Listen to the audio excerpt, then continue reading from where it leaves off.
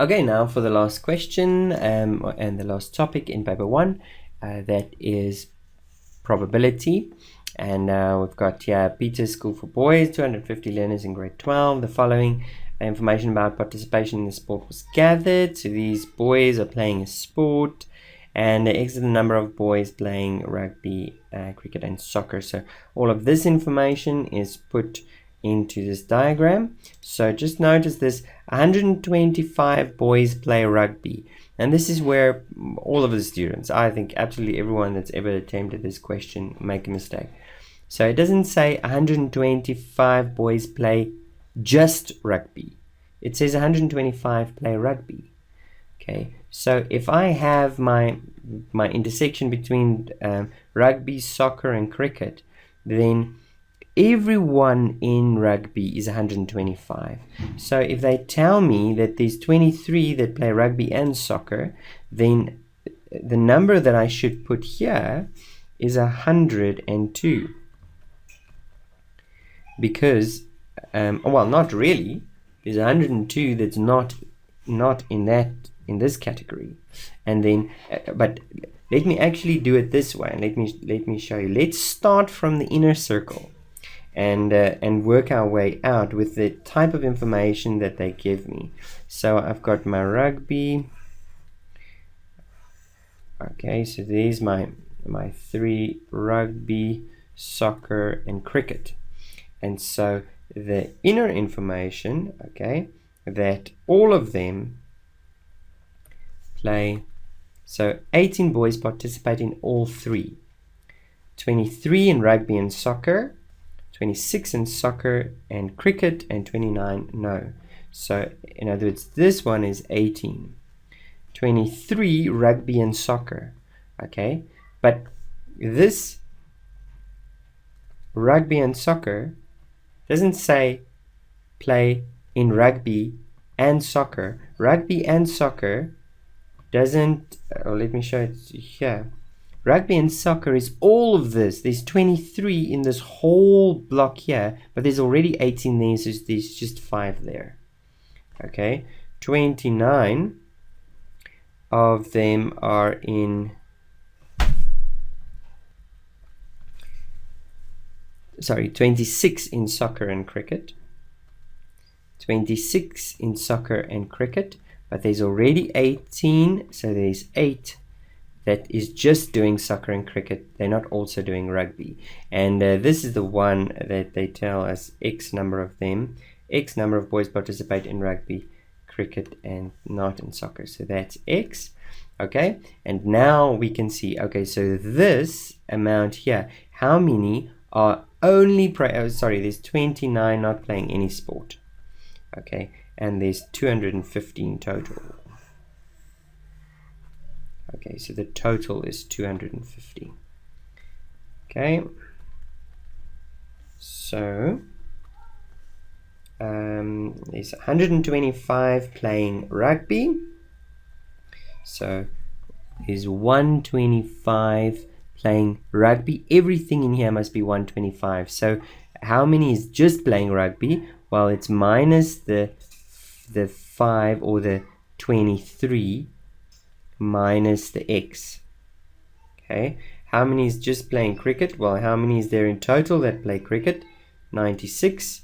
So 96 minus the 26 that play soccer and cricket. Okay, minus the X that play rugby and soccer, but not rugby and cricket, but not soccer. And then there at the top, how many play soccer? 26 boys play soccer. So, is it 26? Sure, I got it wrong. Sorry, 69. 69 plays soccer. Okay, so in total this must be 69. So the amount that only plays soccer is that minus the 23 minus the 8. Or just minus 5 minus 18 minus 8. Okay, and then the first question, and this is the problem solving question, draw a Venn diagram for the information. There's that. Determine X. And so to get X, we have to just take all of the information together, which is that if I take, well, how are we going to do it? Yeah, well, let's just do each part. We've got 29 that doesn't fall in anything. Then we've got the plus 125 minus 23 minus x. Then that's just that play just rugby. Then there's 5 that play rugby and soccer. Then there's x that play rugby and just rugby and cricket. Then there's 8 that play soccer and cricket. Then there is so that's 8. Then there is, I've done this one, that one, that one, that one. Then there is 69 minus 23 minus 8. Yes, okay, minus 8. There's that many that just play soccer.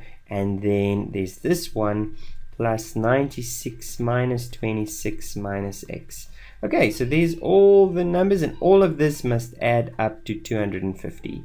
And all you'll now need to do, and I'm not going to waste my time doing it, is add up all the numbers and solve for x. So it's a long expression, but it's not very difficult. So, but I do think it was difficult to get this original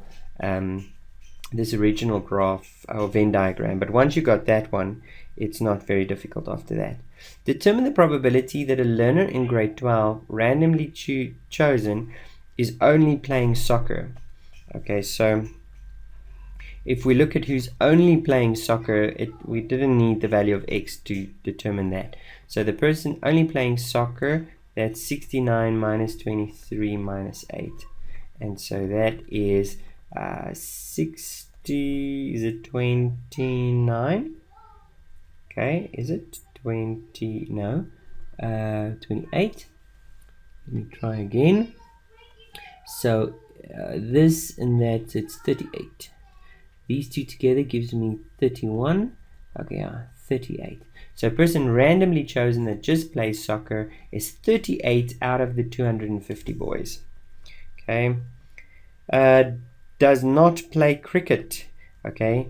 Does not play cricket. So in this case, we would need x.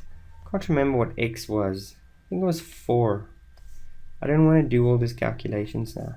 Okay. So if you only did cricket, I'm just going to do. So how many boys does not play cricket? Okay. Well, just take how many does play cricket. 96 minus 26 minus x. That's how many does play cricket. So randomly choosing a boy that does play cricket, if you know what x is, will be that. Now to work out how many does not, I just take 1 minus that. If there's a 20% chance for rain today, there's an 80% chance that it will not rain today. How many boys, or what is the probability that a randomly chosen boy participates in at least 2 of these types of sports? So at least 2 means that it is somewhere in this region, because everyone in here is participating in at least 2. Even these guys in the middle, they participating in all 3 sports, but that's at least 2. So what's the probability? It's 5 plus 18 plus 8, and that elusive x that we have to calculate in step 1. And then again, that's probability out of 250 boys. Wonderful. This is a very simple, straightforward question. 4 different types of physical science books and 3 different types of math literacy books are to be arranged on a shelf in the media center. You decide to put any book in any position, and notice it's 4 different types of physical science books and 3 different types of mathematical books. Any book in any position, how many possibilities are there to arrange these books? Okay, and so I like the idea of filling boxes. I've got 7 books, so there's 7 places to place these books. Okay, 1, 2, 3, 4, 5, 6, 7. My first position, I can choose any of the 7 books. Okay, there's 4 physics books and 3 math lit books, and together we've got 7 books. They're all different So it doesn't matter whether I choose physics or maths, it's a different combination. So for my next one, I've got 6 to choose from because I've already placed a book in my first position. For my next position, I've got 5 to choose from, 4 to choose from, 3, 2, 1, and so the total number of ways in which to arrange these books. Let me just confirm.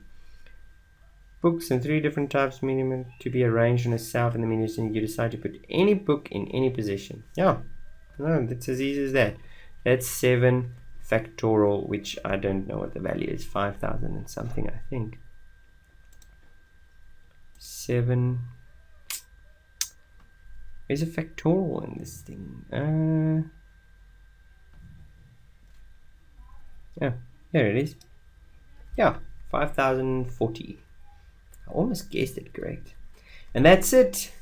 That's all we're going to do for paper 1 up to your exam tomorrow. Good luck for all of you, especially you that worked hard and did all this prep work. See you guys soon.